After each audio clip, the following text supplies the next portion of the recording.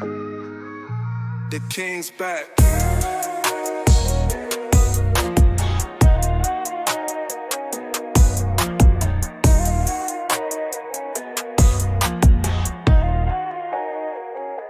The king's back.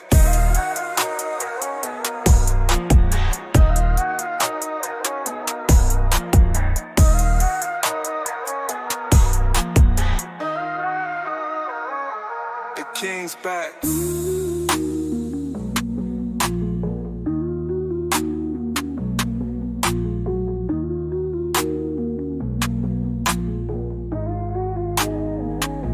The king's back.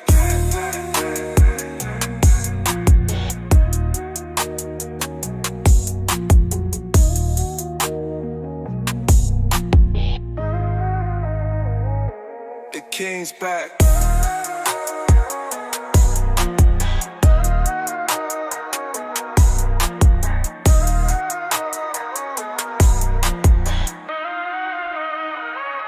The king's back.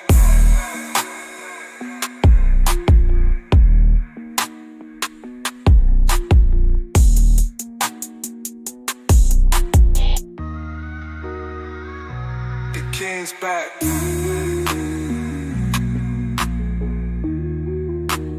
king's back.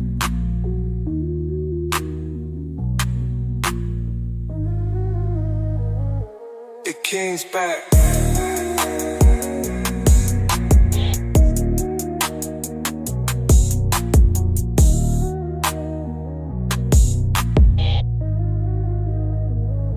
The king's back.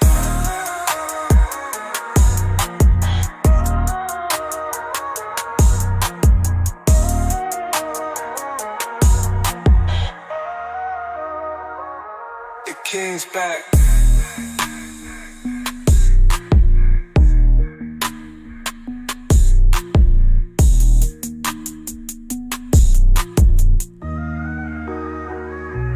The king's back.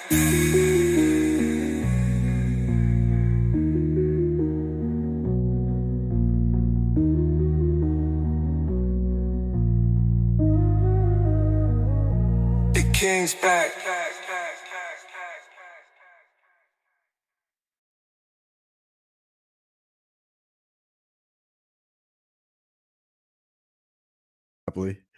All right, y'all. What's up? What's good? What's cracking? Welcome to my live stream. I am the actual King Smith, and I am live tonight at what is normally not the time that I would go live. Today has been a busy day for me, and I had a whole lot of my schedule change, which is interesting considering what I'm going to be talking about today. So I'm at Studio B, right? And my topic for today is simple. I'm going to be brief because I have another engagement to attend to here.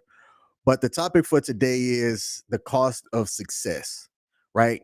And it stemmed from an article that I saved. I love what CNBC does is they have this series where they call Make It, and they have interviews with people that are successful in their careers and what they're doing and things like that.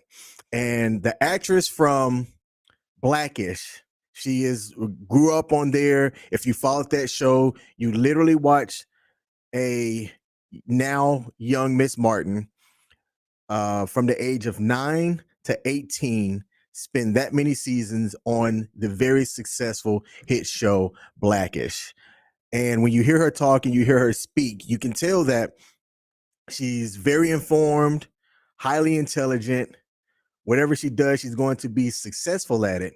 But it was something that she said on the series that caught my attention, something that she talked about in this article. So I'm going to share my screen here, and I'm going to ask y'all, would y'all be willing to pay for the same success that she has? So let me bring this up here. And since I'm at a different studio, I got to make sure that I do this properly. All right, here we go. There is no me. Let me change that and have it go this way a bit. Let me figure this out. I'm gonna get this right. No, that's not gonna work either. Bam. Okay, this is a whole lot better. So I'm gonna read this here. Unlike most Americans, Marsai Martin started working with a steady job as a child actor at age 9.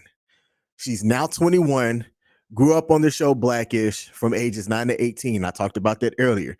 The experience of joining a workforce so young warped her perception of what success looked like, she tells CNBC's Making. She only recently started to include her own health and happiness as a part of the equation. And this part right here caught my eye because this is something that I'd say, and I've talked about on my platform, 90% of people, 9 out of 10, don't have this kind of work ethic. 9 out of 10 don't really understand the cost to being successful. But she wrote here, I thought that success was one of the things you're always running, where you're always running and you get no sleep. And that's success because you're working all of the time. You're busy and you can't eat because you're always moving around. She said that she spent her teenage years trying to emulate the behavior of the ultra busy adults around her, right? So that's a lot of the older cast on Blackish, who have had great careers themselves.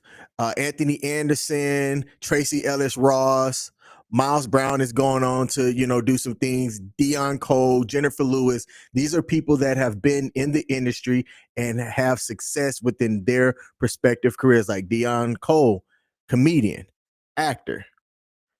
Jennifer Lewis, actress, singer. Anthony Anderson, all of that. Okay, I just found out that there's cake upstairs. But these people have been successful in what they've done, and she joined that cast of those ultra successful people, and she tried to emulate them. Now, that's not a bad thing to do. And I'm curious, would y'all give up your success for your childhood, or would you give up your childhood for success? I think that what she went through as a young person has been great because it teaches her as an adult what to do. David Cunningham knows who she is and says she is amazing. She's starting to produce now. Absolutely, David. And she's going to be successful in whatever she chooses to do because she's seen the work ethic, and the fact that she chose to emulate it, I think puts her in a good position. But I'd say about 9 out of 10 people won't make that same decision. They won't make that same choice. She made sure that her planner was always full, blocking out time for practicing her lines, staying up to date on the entertainment business news, and journaling everything that came to mind, anything to make sure that she was staying busy. Said that she even added activities like brushing her teeth and taking her daily vitamins to her calendar so she could feel like she had a schedule to manage. But Martin didn't feel successful. Rather, she felt drained and unfilled. And she was quoted as saying, I was like, I don't like this at all. I'm not happy. Adding that she was constantly questioning, is this my life? Is this what I have to do? Now, there's been people that have gotten to the mountaintop and got there and realized that they didn't want it. And that's your prerogative. If you get there and you hit that level and you go, man, I don't really want this. I don't like what I've become. I don't like the people around me. I don't like that I don't have people around me. Sometimes success can be lonely. I'm driven by things that I want to do. I'm driven by the stuff that I want to accomplish, and I measure my success based off of that. I missed my morning live stream this morning. Why? I overslept. Why did I oversleep? I went to bed later than normal watching the Thursday night football game. That's nobody else's fault but mine. And even with what I have going on today, I'm missing a birthday celebration because I wanted to make sure that I got this live stream done before I get on and participate in something else and get home tonight because I have an event that I'm going to tomorrow. Happy about going to this event as well. It was a little bit unplanned, but I'm looking forward to a networking event about one of the health conditions that I have. Right? But this is what I measure success with, being able to accomplish the things that I want to accomplish. Now, this article goes on to say there's a difference between occupying your time with projects that you love or work challenges that you love and overpacking your schedule to the point of burnout. Plenty of successful people have learned this the hard way, from Bill Gates to Beyonce. And as Martin grew out of her teenage years, her definition of success expanded to include finding happiness, learning new skills, and nurturing her financial and mental health. That's a generally healthy evolution, some experts say. You should always balance your career ambitions with your health and happiness. That was said by Peloton Vice President of Fitness Programming, Robin Arzon. I'm gonna check out this podcast, the Rethinking Podcast. He goes on to say, hustle requires the confidence to define what the ladder looks like, what the definition of success looks like. Y'all, I haven't fully read this article. So the fact that it talks about you defining your definition of success goes into what I was just saying not even 3 minutes ago. Arzon goes on to say, and my definition of success includes my own self-care practices. I've long understood my own energy to be a currency, and I think about how I'm spending it or saving it, very much how somebody might think about their finances. That's a great point. That's a great point. If you're having and achieving this success in your career, but you don't have energy at the end of the day, then what are you doing it for? Are you doing it for fame? And if the price of fame is worth it for you, then that's what your cost of success is. That is what you have to measure with at the end of the day. If you work a standard 9 to 5 job and treat your weekends like a vacation, let's see, Arthur.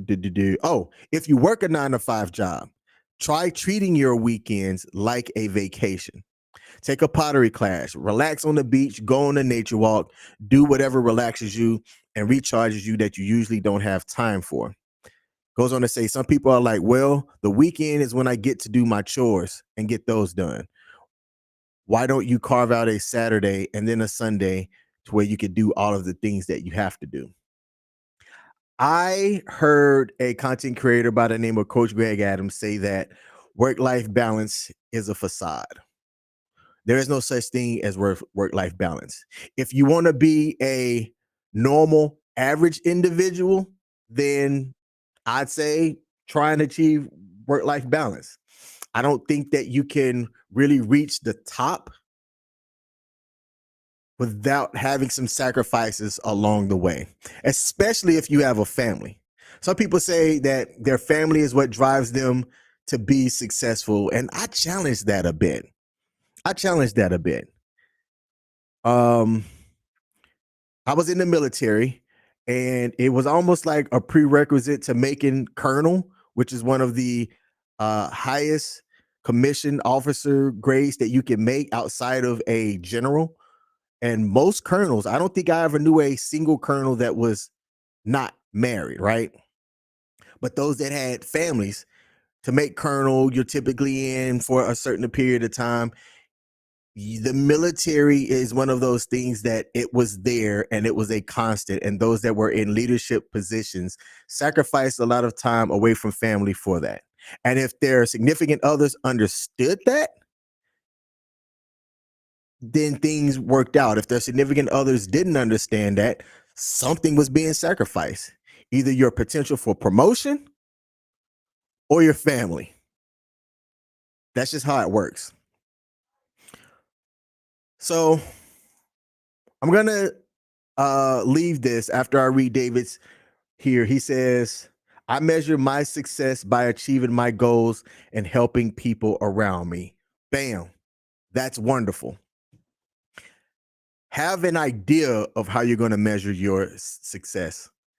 I think about this stuff. I think about this stuff without even thinking that I'm thinking about this stuff, because I have places to go, things to do.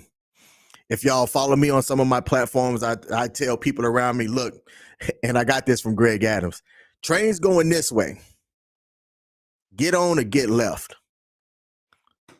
Get on or get left. So I'm constantly thinking about how I measure my success by the things that I have going on for me. So I just wanted to have that live stream today. Apologies for not getting it out this morning. Take the time to really think about that. How are you going to measure your success? What are the things that you're doing in your life? And does it make you happy? Are you gaining value from this? If not, I'll ask you, why are you doing it? Even playing video games to me brings value. Some people say that it don't. I look at it like, if playing video games keeps you from doing something stupid, that's valuable. Sometimes I get some of my best ideas after I'm done gaming, because I'm a social gamer, so I'm typically gaming around other people. They'll say something and it'll spark an idea, and I'll be like, "Hey y'all, this my last match. I've got to go take care of this." I'm not the best when it comes to planning, but I do well when I execute the things that I would choose to execute, the stuff that I have in line to go from point A to point B. We got a score update here. It is we got Colorado versus Houston. Oh, they're playing tonight? Man, I've been so busy ripping and running. I didn't quite know exactly how things are going to be matching up this weekend. I know who Alabama's playing, and I know who the Ravens are playing, because I'm going to the Baltimore Ravens game this Sunday with my lady. But it is 0-0 first quarter, 10:27 left. Appreciate that update, David. And thanks for tuning in, man. I'm going to tell you, I hated myself for not contacting you. I knew I wasn't going to have a lot of time. I did have a rental, but I was like, man, David's not that far, and I should have reached out to see if there was a way that we could at least have coordinated so that we could at least chop it up for a couple of minutes. But I'll be back on the West Coast, man, and if you're ever willing to meet, man, I'll make that work on my side for shiggity. That's my time today. Let me go be present with some people that are upstairs. We're about to do FTX on WTF Nation Radio, which is where Pop Culture Warrior, CQ, and the band of vets that pop up are going to play some game. I think we're going to play Favor of the Pharaoh or whatnot, and that's on WTF Nation Radio's Facebook, YouTube, U.S. Army WTF Moments, all of those. Anyway, to David Cunningham, I give you a salute, sir. To anybody else that watches this, thanks for tuning in. If there's a like button, do like that thing right there scrolling across. Hit that like button. And I'm out. Y'all take care. Have a good weekend. Don't do nothing stupid, because if you go to jail, you're not making bail until Monday. Peace. Yeah. Come on. Yeah. Trumpets blare the golden call. A throne awaits, I rise so tall. Drums like thunder, shake the hall. Royal robe, I wear the weight. Diamonds cut the night, no debate. Heavy is the head, but I'm feeling great. Crown me king, crown me king. Horns will shout, let the kingdom sing. Crown me king, crown me king. Bow to the sound, feel the power I bring.